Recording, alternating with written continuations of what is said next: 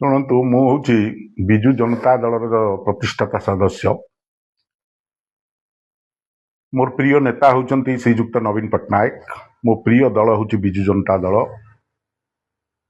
ମୁଁ ବିଜୁ ଜନତା ଦଳରେ ପ୍ରତିଷ୍ଠା ଦିନଠାରୁ ଆନ୍ତରିକତାର ସହିତ କାର୍ଯ୍ୟ କରିଆସିଛି ଏବଂ ମୁଁ ଆଜି ଶୁଣିବାକୁ ପାଇଲି ବିଭିନ୍ନ ଗଣମାଧ୍ୟମରେ ଗୋଟେ ଚର୍ଚ୍ଚା ଚାଲିଛି ମୁଁ ଅନ୍ୟ ରାଜନୈତିକ ଦଳକୁ କୁଆଡ଼େ ଯୋଗ ଦେବା ପାଇଁ ଯାଉଛି। ଇଏ କେବଳ ଗୋଟେ ଆଲୋଚନା, ଏଥିରେ କୌଣସି ସତ୍ୟତା ନାହିଁ। ମୁଁ ବିଜୁ ଜନତା ଇଏ ଗୁଜବ ମାତ୍ର। ମୁଁ ବିଜୁ ଜନତା ଦଳରେ ଥିଲି, ଅଛି ଏବଂ ରହିବି। ମୁଁ ବିଜୁ ଜନତା ଦଳର ହେଉଛି ରାଜନୈତିକ ବ୍ୟାପାର କମିଟିର ସଦସ୍ୟ। ମୁଁ ସେ ବୈଠକରେ ଯୋଗ ଦିଏ। ମୋର ବ୍ୟକ୍ତିଗତ ଅସୁବିଧା କାରଣରୁ ମୁଁ ଗୋଟିଏ ଦୁଇଟି ବୈଠକରେ ବର୍ତ୍ତମାନ ଯୋଗ ଦେଇପାରିନି। ତାକୁ ନେଇ ଯଦି ଚର୍ଚ୍ଚା କରାଯିବ ବିକ୍ରମ ଆରୁକ ଅସନ୍ତୋଷ ଅଛନ୍ତି, ଇଏ ଅମୂଳକ ମାତ୍ର।